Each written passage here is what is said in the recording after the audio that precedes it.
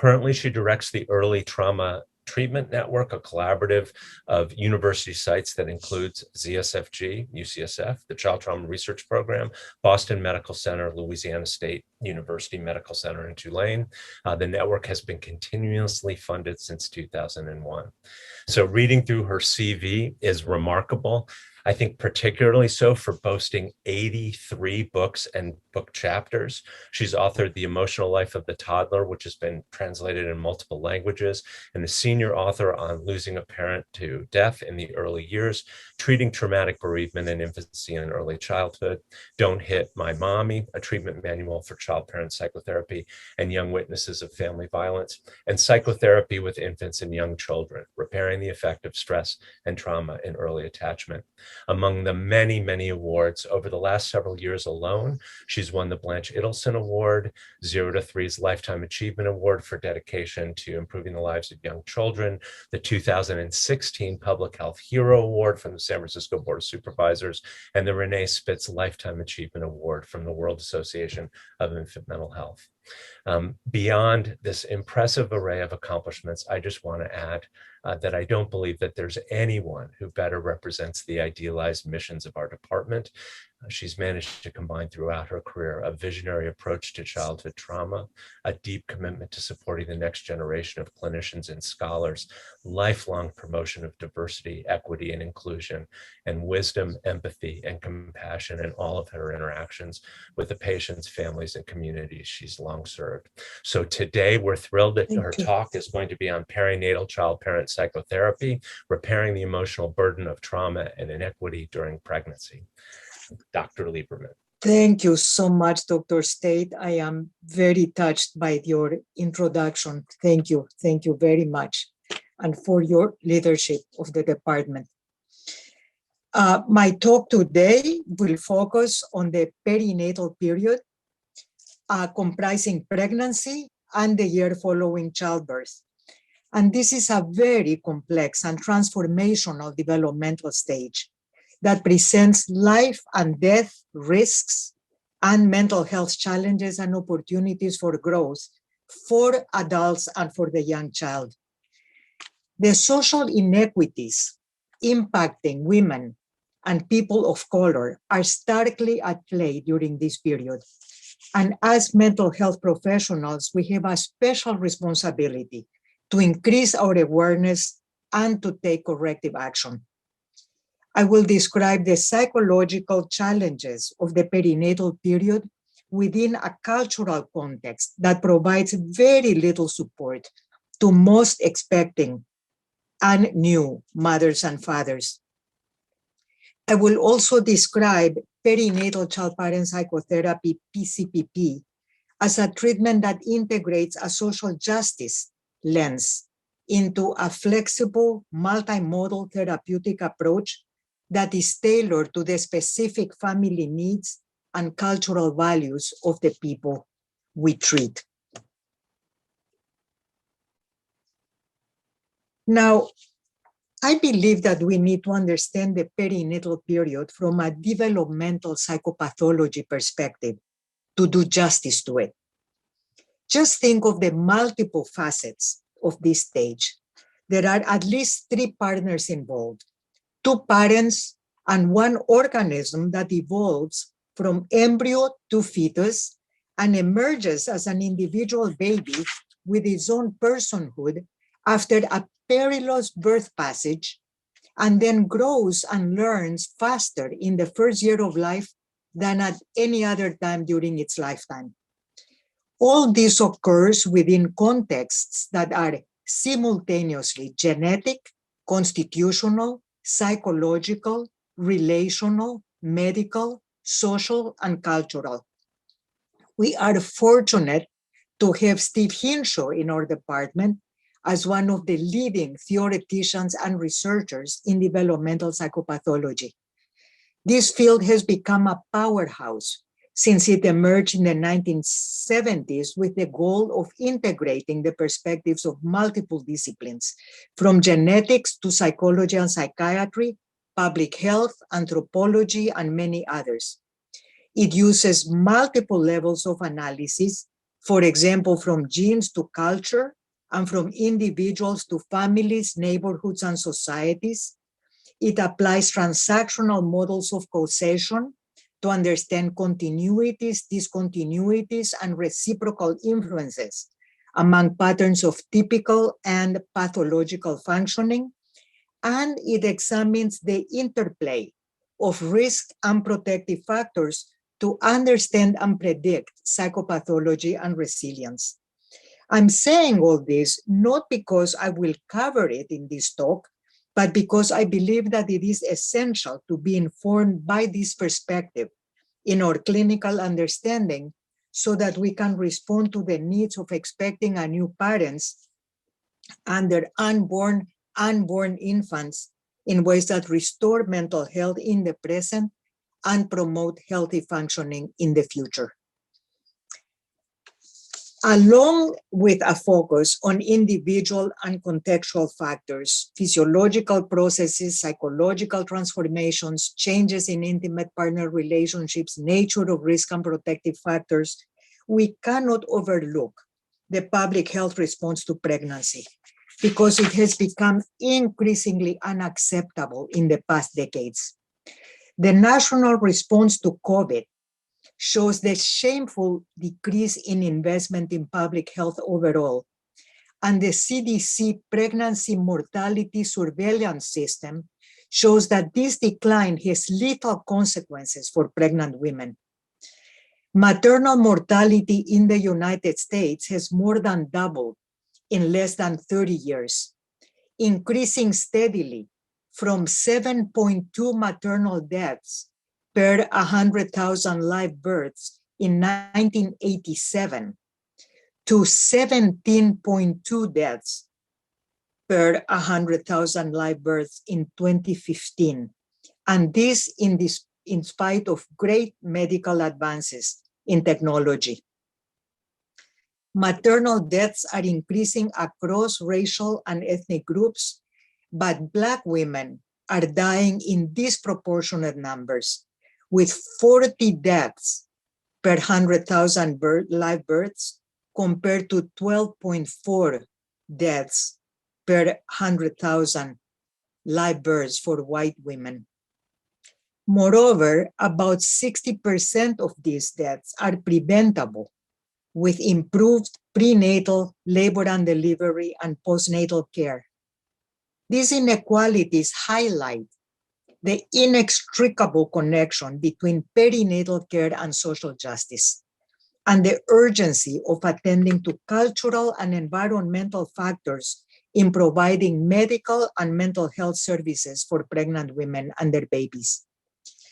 The Child Trauma Research Program has this approach in mind as we develop and implement our approaches to treatment.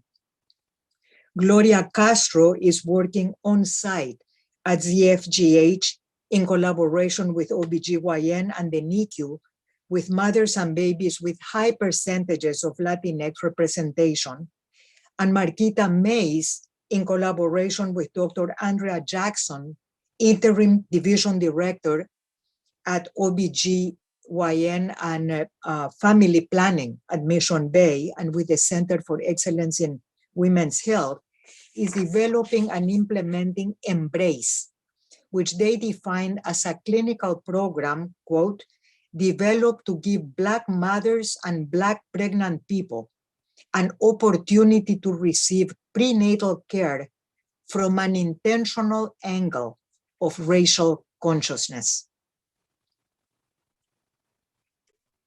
Oops.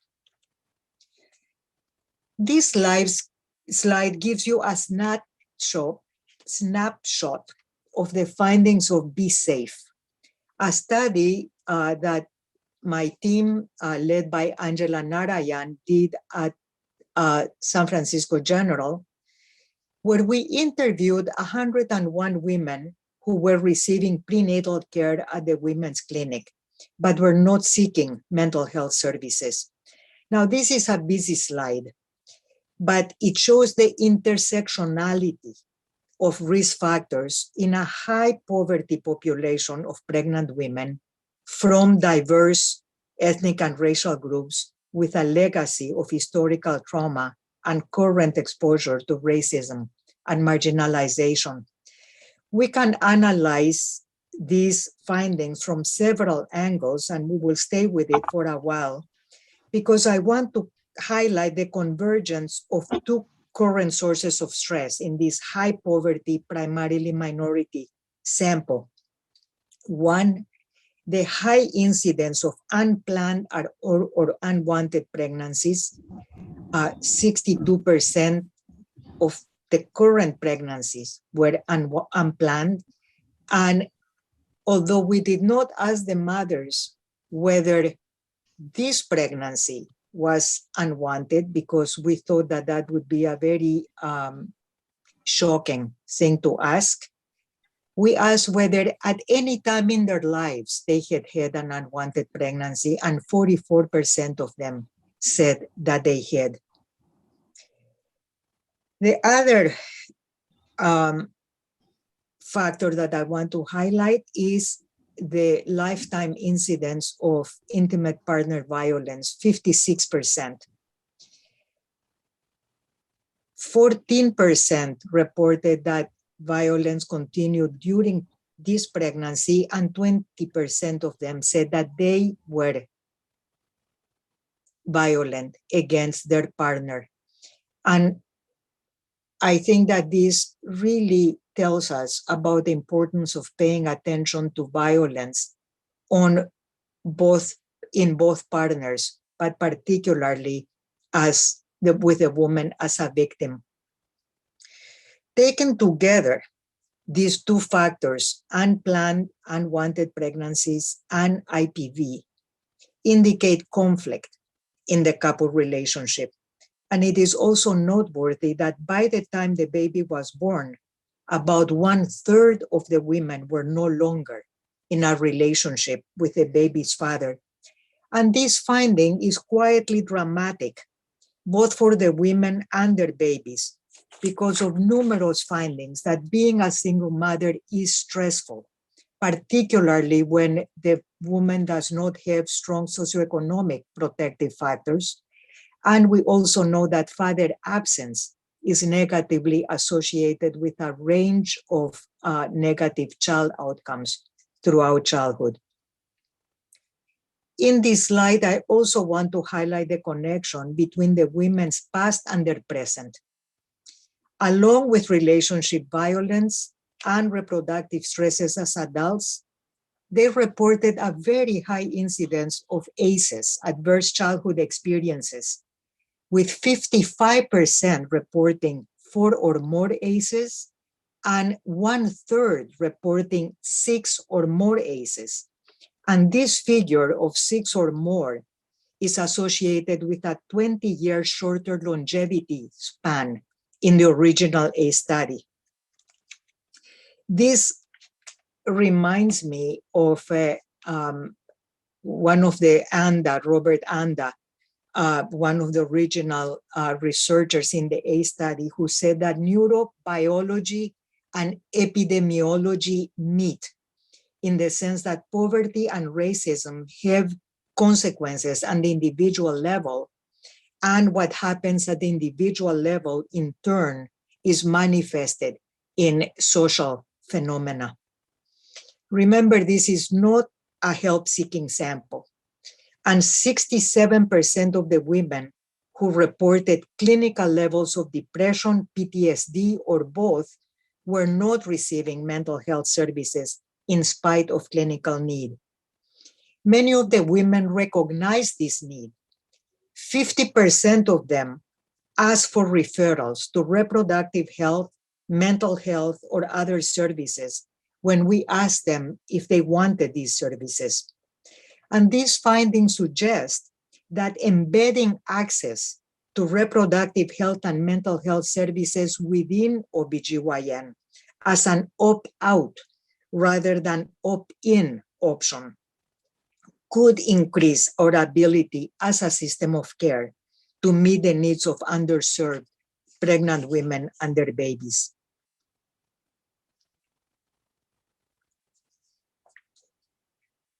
Now, The perinatal period is a two-generation developmental stage because the parent generation and the infant are both affected by their individual and shared risk and protective factors.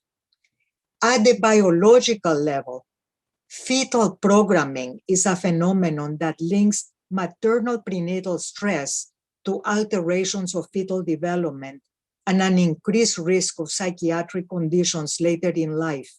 And by coincidence, just this morning, I got a link from Ruth Feldman, who is one of the major researchers in the perinatal period, showing that interventions that promote touch in the perinatal period have consequences over 20 years in brain anatomy and physiology for development, when early touch is linked also to reciprocal responsive caregiving through childhood. There is recent evidence that maternal childhood maltreatment is associated with placental fetal stress physiology and newborn brain structure, and maternal adversity even before the baby's conception, as well as maternal stress during pregnancy, make separate and independent contributions to the infant's self-regulation that is linked to physical and mental health outcomes throughout adulthood. For example, in the still phase paradigm, maternal stress before conception and maternal stress during conception are both linked separately to the baby's stressful response to the still phase, and then the failure of the baby to recover following this mildly stressful intervention. And these findings show the extraordinary interconnection between maternal and infant biological systems during pregnancy and the perinatal period. And of course, in parallel with these findings, there is extensive evidence that unplanned and unwanted pregnancies, even though they're quite common, are associated with negative maternal and fetal outcomes that include later initiation of prenatal care, maternal depression, maternal health risk behaviors, and infant low birth weight and premature birth.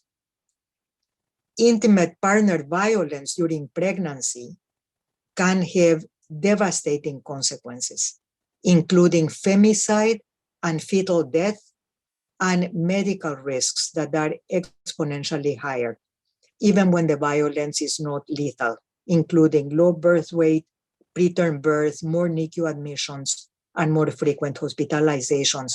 And for decades, IPV has been identified as the single major precursor of child abuse and neglect deaths after birth in the United States, because there is about a 40 to 70% overlap between domestic violence and child abuse.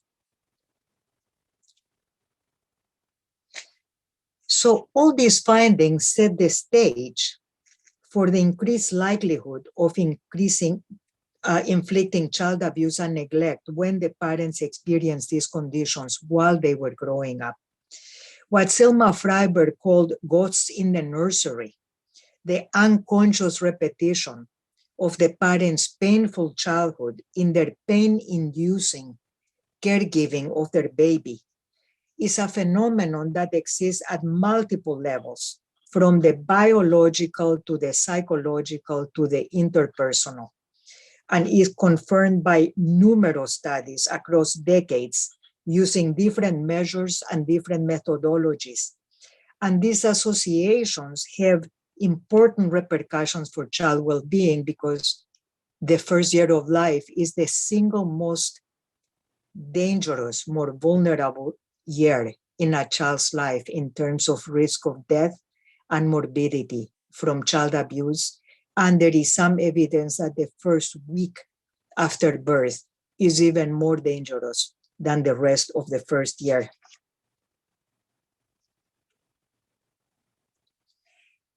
So we can think of these different levels of analysis that I just described as permeable membranes between the mother's biological, emotional, interpersonal, sociological, cultural experiences as an individual in relationship with herself, her pregnancy, and her unborn baby. When we encounter her as a person in pain and in need, how do we relate to her? This figure is what we call the Child-Parent Psychotherapy clinical formulation triangle, where we look for links between our patients' real life experiences, how they internalize their responses to these experiences through beliefs, emotions, and behaviors, and how we can intervene to harness their strengths and coping mechanisms to give them momentum towards health.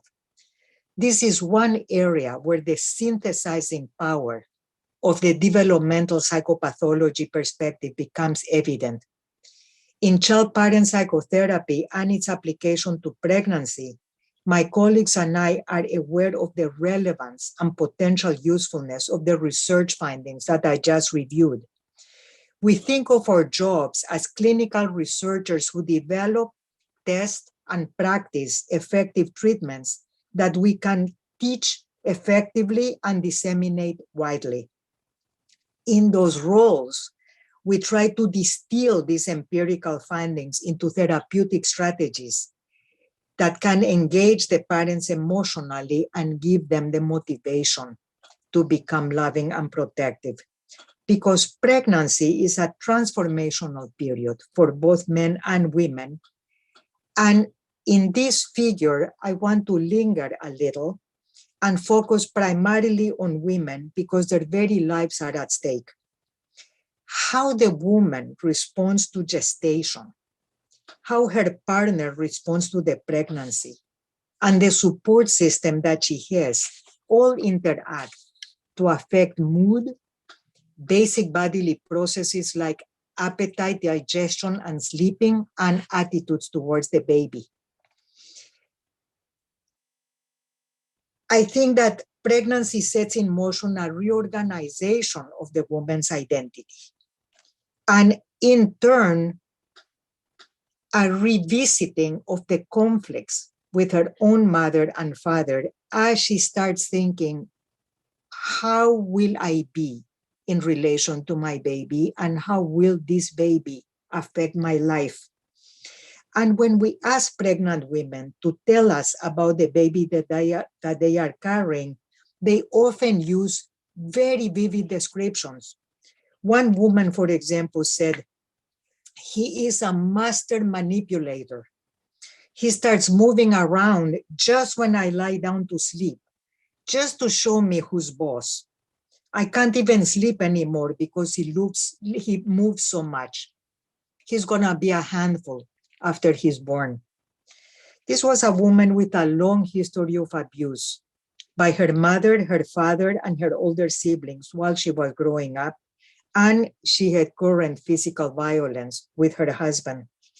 She was attributing the same violent traits to her unborn baby, and we were anticipating that she would feel similarly helpless in response to what she perceived as a violent baby. Other maternal attributions, on the other hand, can be very positive and even idealized. Another woman said, "I don't know the sex yet, but whatever it is, it will be a very calm, peaceful person. I know that we will get along." And these parental attributions are a core focus of our clinical attention.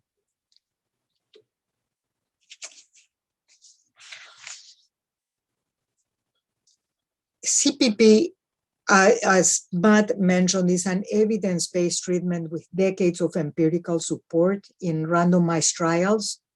And I think of it as the clinical application of a multidisciplinary perspective to psychopathology. I like to think of the conceptual lenses that inform our treatments using the analogy of bookends that hold the frame to contain valued books. One bookend is development, which helps us to look at adult and child functioning from the perspective of what is normative and expectable biologically, cognitively, emotionally, socially, morally, intellectually. The other bookend is cultural, which enables us to understand the racial, ethnic, historical, national experiences, religious practices, spiritual values of the cultural groups that we work with, that the parents identify with. And these two bookends in turn hold the intervention strategies that inform our work. For example, the psychoanalytic psychodynamic core of CPP upholds the much forgotten and continued relevance of the unconscious and the role of defenses against intolerable pain and unacceptable impulses. Attachment theory highlights the evolutionary function of protection and the role of the attachment figure as essential to survival and the costs to the infant of the parent's failure to protect. Trauma theory sheds light on the possible origins and consolidation of psychopathology and gives us tools to identify traumatic triggers that give meaning to seemingly irrational responses. CBT and body-based interventions offer mindful strategies for behavioral change. And assistance with problems of living is often the essential first step to gain trust when the family has overwhelming material needs that interfere with healthy functioning. Perinatal CPP employs all these modalities flexible in response to specific clinical situations. And pregnancy often brings a new receptivity to changing self-defeating patterns in the hopes of a new beginning, so that treatment is particularly well-timed during this period. And our overarching goal is to resolve the pathogenic beliefs, the negative attributions to themselves and to the baby, to foster protective and loving family relationships. Now, we start treatment with an assessment and engagement phase that lasts anywhere between 3 to 5 sessions to do the classical things: get to know who we're working with, foster a working alliance, create a clinical formulation, agree on a treatment plan. And we combine unstructured conversation with standardized instruments to assess trauma exposure and symptoms of depression and PTSD. And because it is all in the details, I will illustrate this foundational phase and what follows briefly with the example of Eva, a white 42-year-old woman from the Deep South who was at the beginning of the 7th month of her first pregnancy when she was referred by her OBGYN doctor because she was refused to take the medications that he had prescribed for her hypothyroidism. And he believed that her behavior was endangering the baby. In the first session, just as she sat down, Eva said to me, "I've been asking this doctor for months to refer me because I don't feel anything for this baby, but he could not care less about what I wanted. He only referred me when he thought that the baby was in danger." This one sentence has layers of meaning. Eva was telling me that she did not feel connected to the baby, that she felt uncared for by her doctor, that she was angry that her baby's welfare took priority over her own, and she was asking me implicitly whether I would also care more for her than for her baby than for her. And when I followed her affect, and asked her to tell me about her disagreement with her doctor. She said, "See, at least you ask." He never bothered to ask me why I don't want to take medication. I was an addict for 20 years. I almost died. Anything I put in my body can make me into an addict again. I can't risk it, not even for this baby. I affirmed how legitimate her concern was and asked her if she wanted to tell me about those 20 years and the risk for her life. And she then described her belonging to a deadly motorcycle gang, which she left after the death of her first husband for fear that the other members would kill her. She said that she was now dreaming that her first husband was alive and coming back to claim her, and that he would force her to return to their old lifestyle. And she woke up screaming, "I don't want this baby."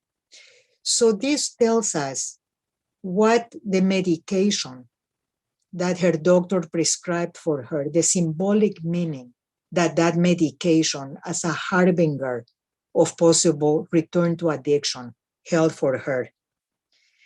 These feelings in turn upset her husband, also a recovering addict with a criminal history. And she worried that her not wanting the baby was ruining her marriage because they had both planned the pregnancy and her husband saw it as a new beginning for both of them.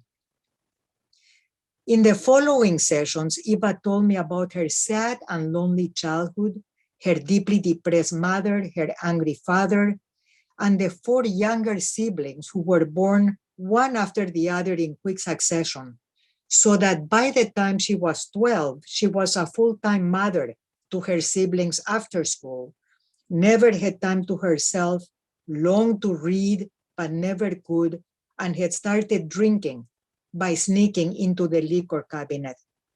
She said, "You would think that I would know by now how to take care of babies, but I have done a thing to prepare for this one. I don't feel anything for it. No anticipation, no love, no nothing."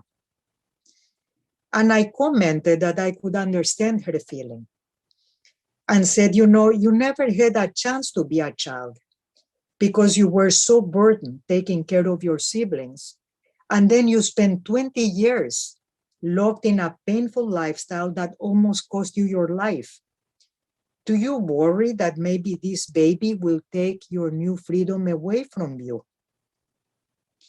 And this question brought new memories of how angry she was as a child because of her siblings' demands.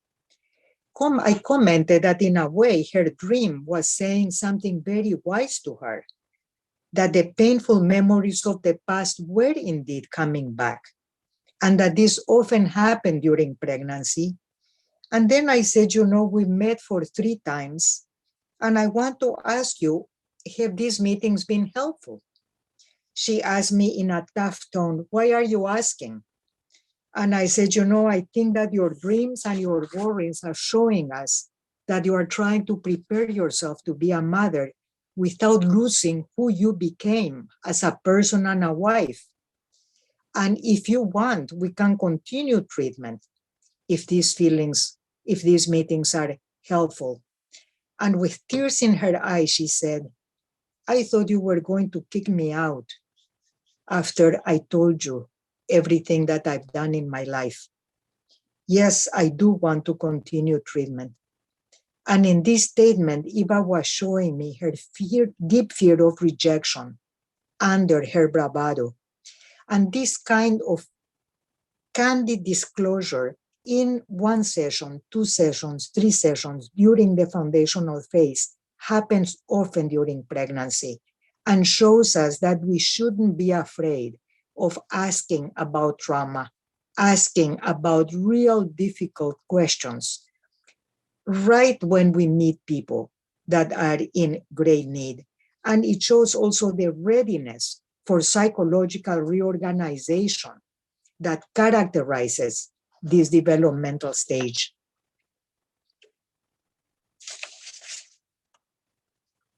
The core phase of treatment after the foundational phase extends and deepens the work and prepares the parents for childbirth. In the sessions that followed, Eva continued to speak about her childhood. And I asked her to tell me if she saw a connection between these memories and her feelings towards this baby. And she said, I always had this fear that I would squish a little puppy or a little kitten or a baby, squish them real hard and kill them. I've always been scared of that impulse. I am terrified that I will do that to my baby. By now, I knew how aggressive Eva had been, both towards her siblings and later in life, in her motorcycle gang life. And I aligned myself with the protective meaning of her fear of killing, saying, and you want to protect your baby from that impulse that you fear so much. This supportive statement had a powerful effect on Eva because it gave her the message that I saw beyond her fear of being bad, her fear that she could not be loved, her impulse to kill. And I gave her the message that she did not need to feel guilty or ashamed, just interested in changing. She was quiet for a moment when I said that she wanted to protect her baby and said, it is such a relief to know that I'm afraid of hurting this baby because I really want to protect it. That means that I really love it. I didn't know I could feel that. In this session, she consciously reconnected with the loving, protective parts of herself that had been repressed under the self-protective but also self-destructive anger that she had carried for so many years. Now, this was important work. And at the same time, the experiences of fathers of either sex or partners of either sex are essential, but often overlooked. And we believe that partners should be routinely invited into treatment. There is a lot of evidence that men have oxytocin, decreases in testosterone, biological changes, behavioral changes in tandem with their pregnant female partners. Eva had declined previous invitations to include her husband, and it was clear that she needed her own work before she could include him. And after she could realize that she loved her baby, that she wanted to protect her baby, she could let him in, let her husband in. And in the following session, she unexpectedly came in with him. Was a big, heavily tattooed, heavily bearded man who filled the room with his staff talking right away about his years in San Quentin for, quote, cracking heads. As I was trying to find my bearings, the surprise of his coming, the surprise of how he looked, the surprise of San Quentin and cracking heads, Eva said, Sean is here because the baby is breech and we're worried that I will need a C-section. I want Sean to be in the room, but he's afraid that he will hit the doctor if he thinks that the doctor is hurting me. This was serious business, and I will only summarize the work that went into building safety into the situation. But the four main components were, one, with the parent's permission, I spoke with the doctor in ways that both alerted him about the potential dangers and preserved the parent's confidentiality. It was good that the doctor knew them, so one didn't need to speak too much to alert him to the fact that he needed to pay attention to what the parents wanted. Two, we co-created the parents, with the parents and the OBGYN social worker, a childbirth plan that was approved by the doctor and placed in Eva's chart. And three, We explored with Sean the roots of his anger in his own abusive childhood. And for this work helped Sean harness his love for his unborn baby as an impetus to identify his angry impulses before acting on them. Now, fortunately, in this particular case, the baby had turned around before delivery and the childbirth was uneventful. The childbirth plan really, really helped. And Eva and Sean seemed happy and relaxed when I first saw them with their baby, Risa. But insights that are gained during pregnancy do not always remain intact and create a happy end when the urgent demands of a real baby needed to be met in real time. And the year following Risa's birth involved a back and forth of anger and problem solving about how to integrate the baby's needs with Eva's and Sean's needs as individuals and as a couple. And working with them was extraordinarily rich. And to this day, I am grateful for all that I learned from their candor and directness. By the time Risa was 13 months old, Eva and Sean were loving and protective parents. And as we recapitulated what they had learned, what we had learned together during the time of the treatment, they identified the pitfalls, but were confident that they could manage them. They identified their ambivalence, but were confident that they could overcome it. And the decision to end treatment came naturally as we were delighting together in the baby. A year after the end of treatment, when Risa was 2 years old, I received a photo of her holding a puppy. And I thought to myself, that puppy and that baby are not in danger anymore. This is one of the great satisfactions of starting early, starting in the perinatal period. And what we're doing now is looking at how does it work as a group. We have now 114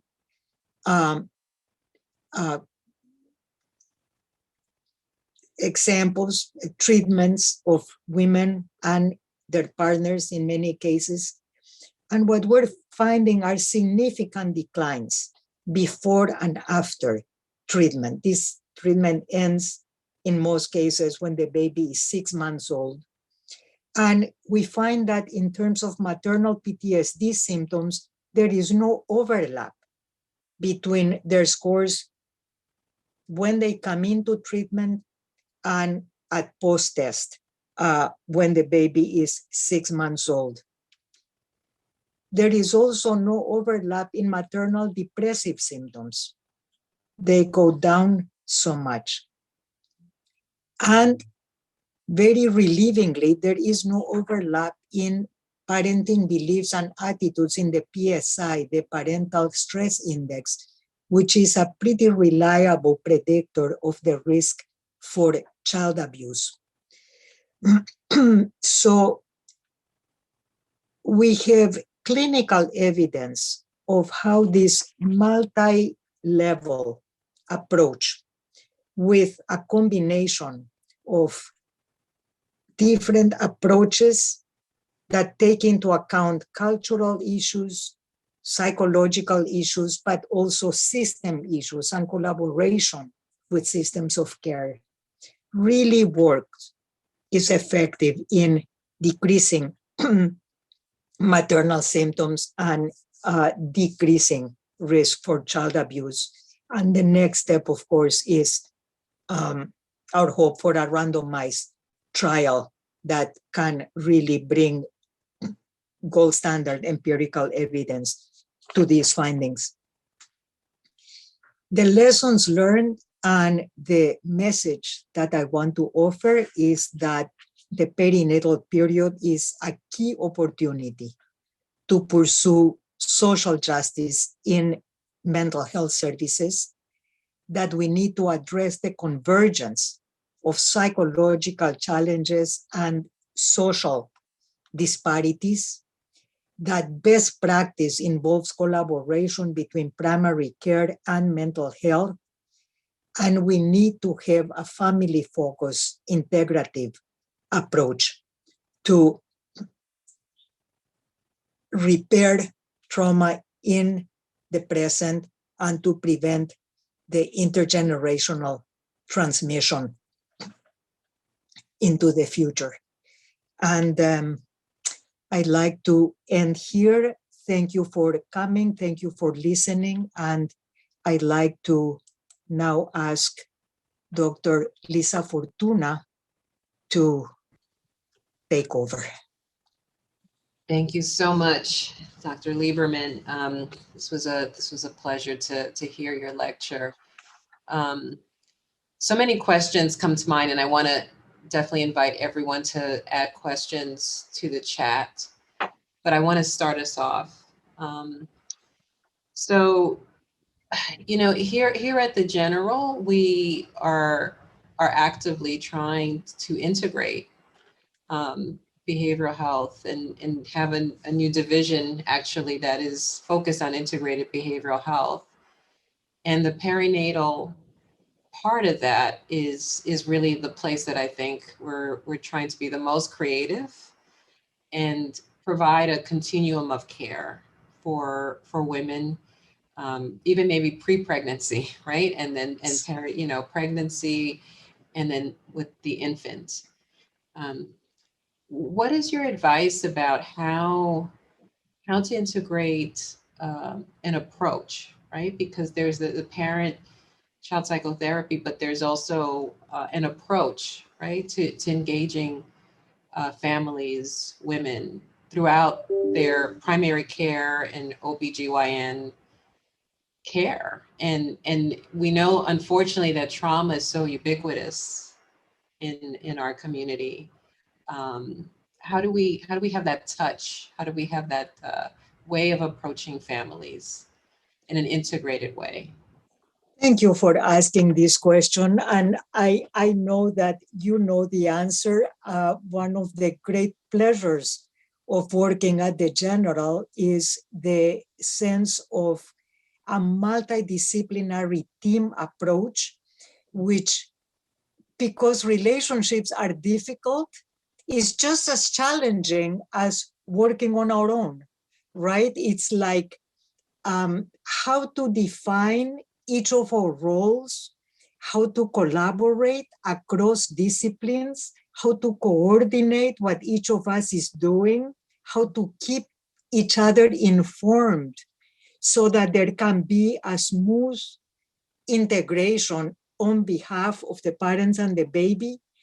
That is where the whole secret sauce of your new division will be. And I can't tell you how excited I am by the fact that you are creating it.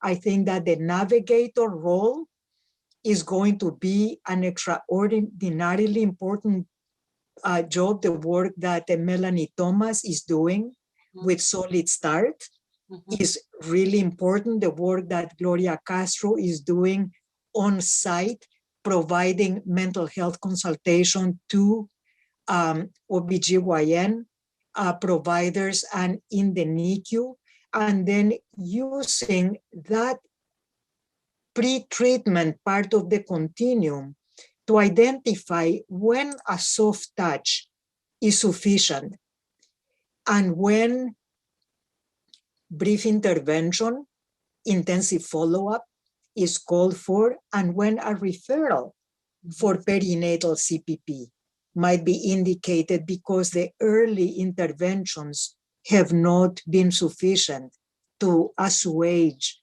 the risk to the baby or the severe mental health symptoms of the parents. I think that kind of integrated approach is really what we need to strive for, and I look very much forward to collaborating. And Gloria and Marquita Mays and all our team do too. So thank you for asking. and presenting that. Wonderful. Well, I'm excited to continue that work. And then we do have some questions in the chat.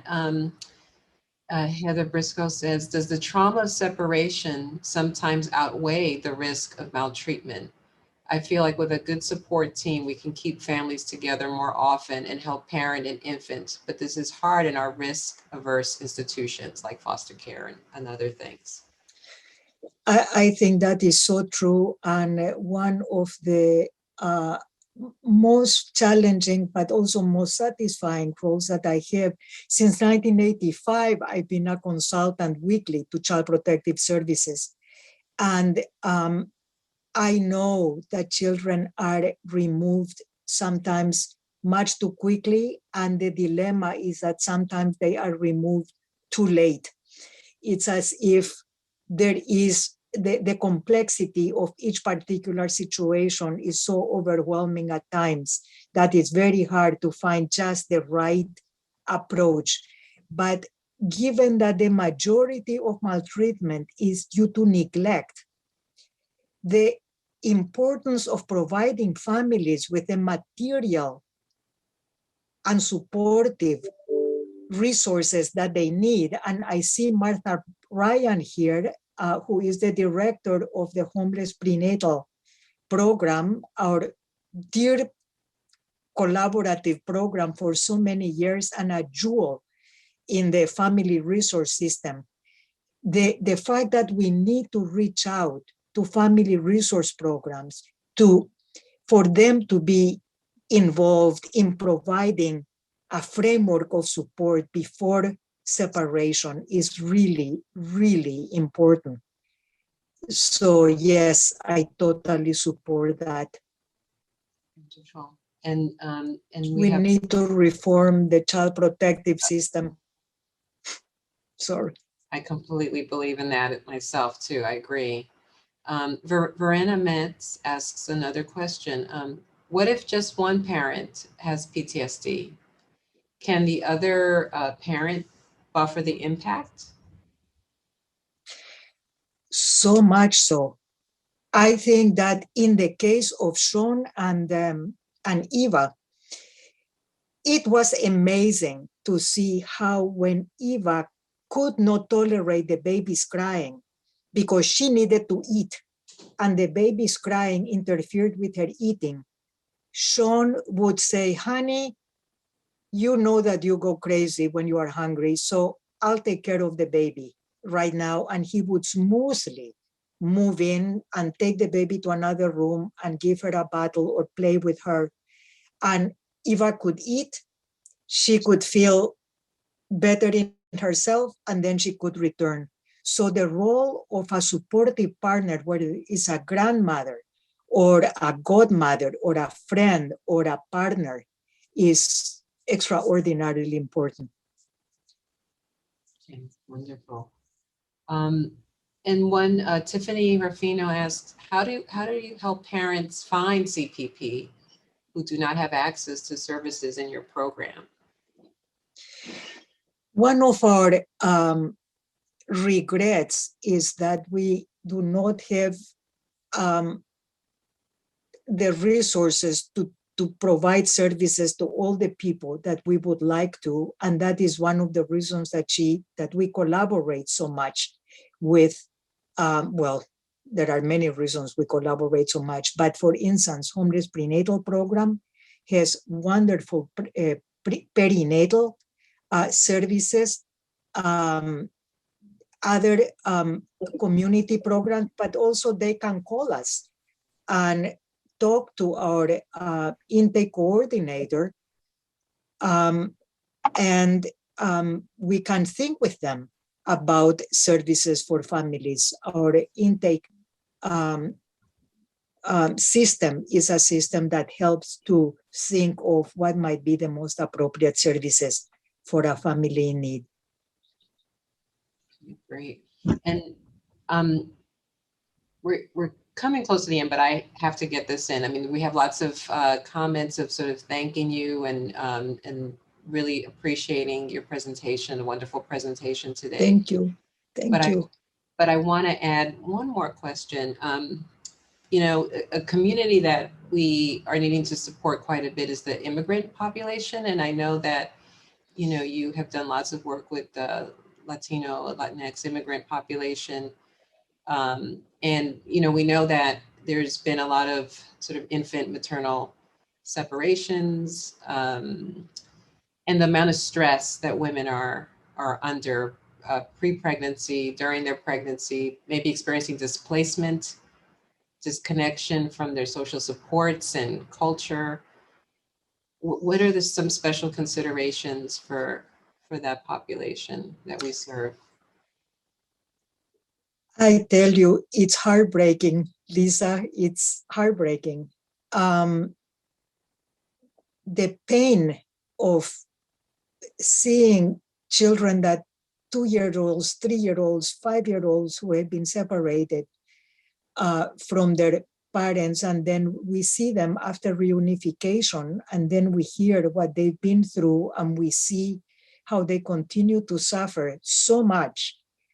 I think that being at the border in every way we can, helping people, but also social activism towards a humane approach to immigration, working with the governments in the countries that they come from, that we really were quite instrumental in creating brutal systems and maintaining brutal systems of government. It's a developmental psychopathology approach at every level, right? From the political to the immediate to the clinical in front of us.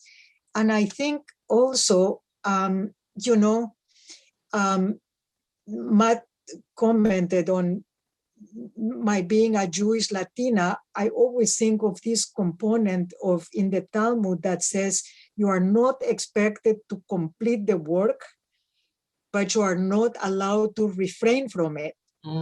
And every time we are overwhelmed, we think we cannot complete the work.